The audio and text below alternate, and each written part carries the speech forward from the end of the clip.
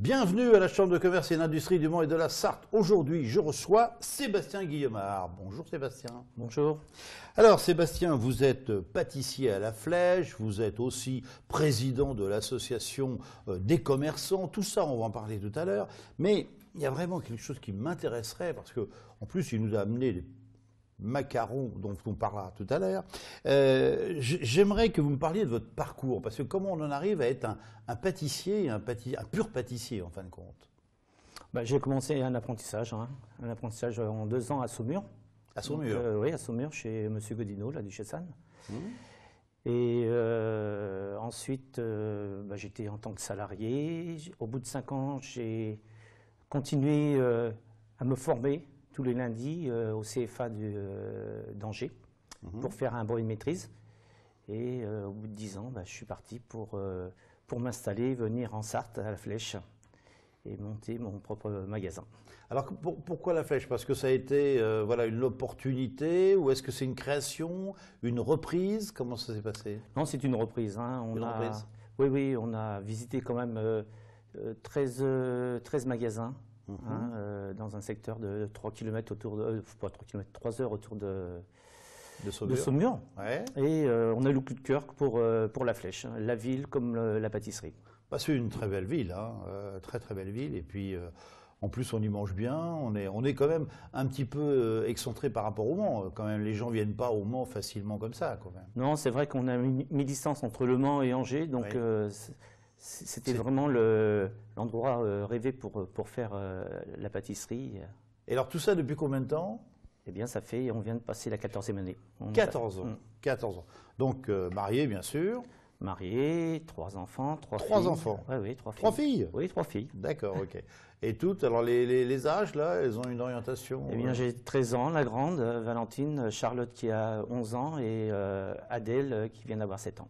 Et est-ce que vous ressentez des fibres pour la pâtisserie, de s'intéresser? Oui, la grande, là, depuis, elle voulait être cuisinière et depuis le mois de juin, je la sens plus penchée vers la pâtisserie. Le samedi après-midi, elle prend le labo à elle toute seule et elle fait des pâtisseries le soir, donc gâteau.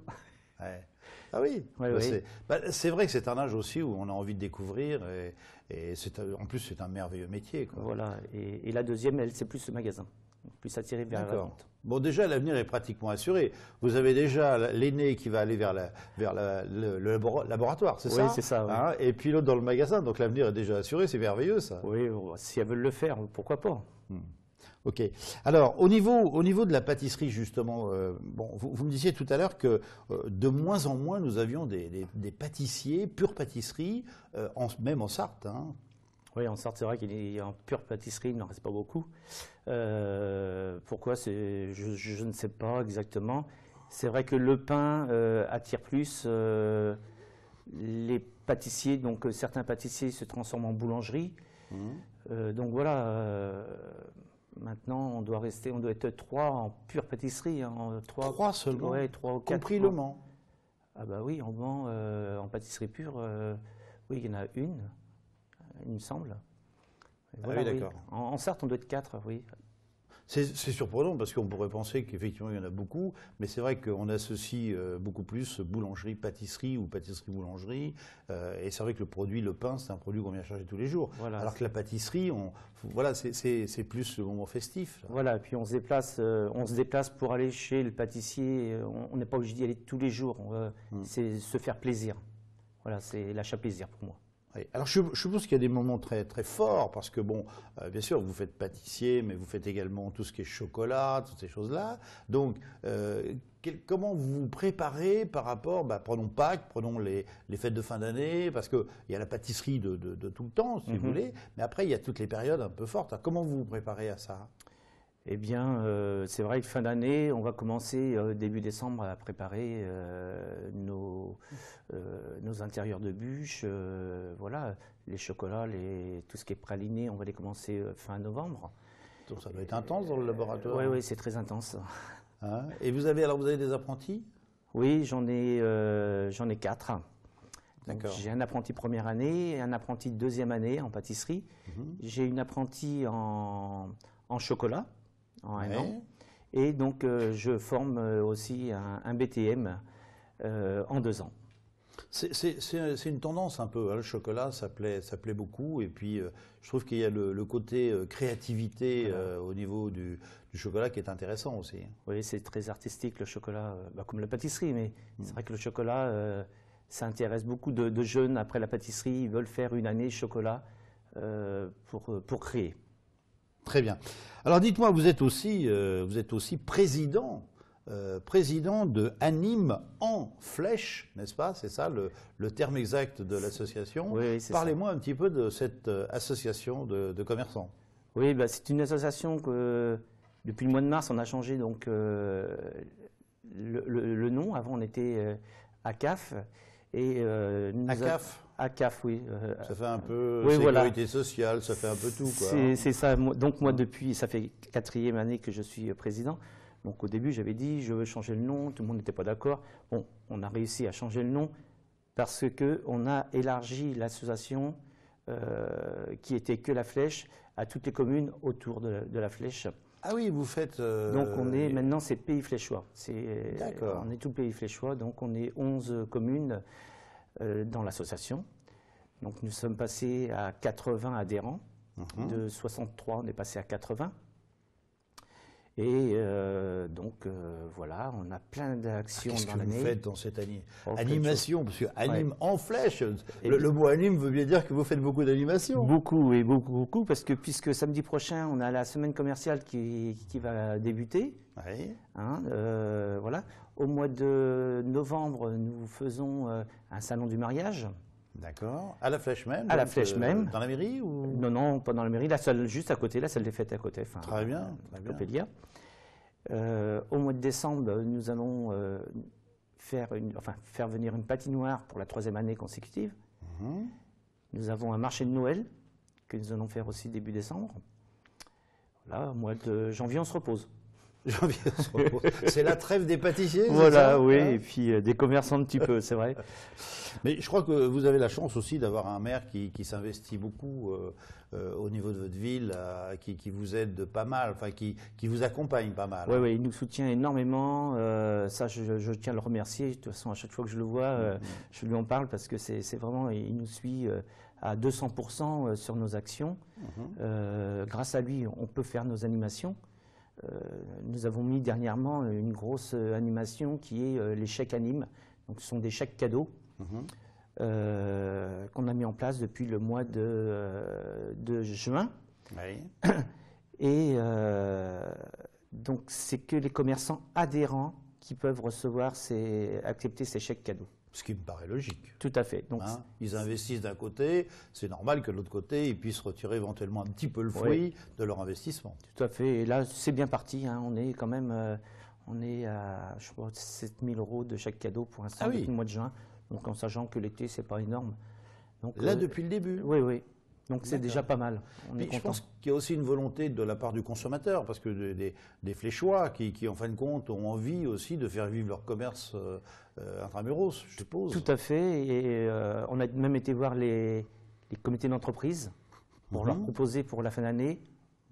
Ça a vraiment été pour eux l'occasion de faire travailler le commerce fléchois.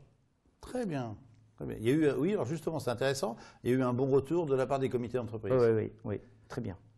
Tant mieux, parce qu'au moins, c'est l'argent qui va rester là, qui ne va pas partir ou au Mans ou à Angers, quoi. C'est le but. Hein, c'est le but recherché. Oui, tout à fait. Très bien.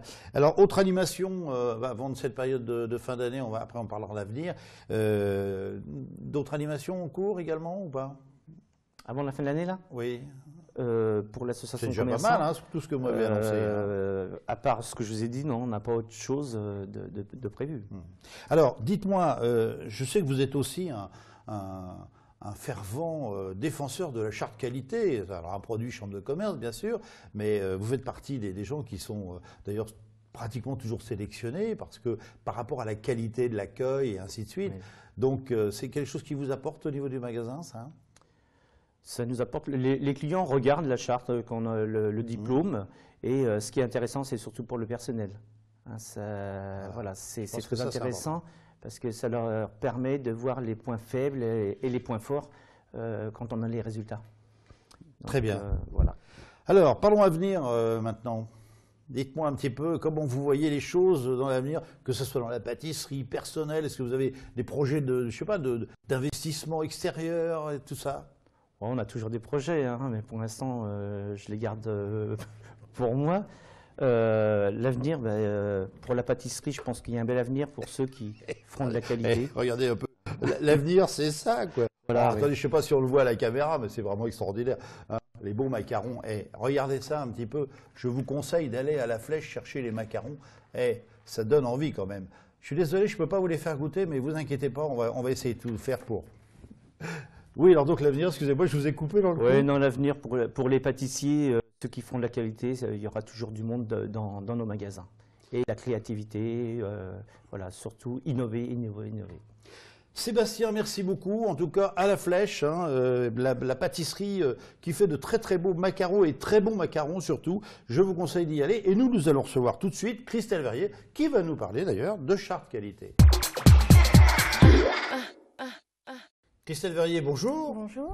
Alors Christelle, Charte Qualité, donc on en a parlé avec Sébastien Guimard.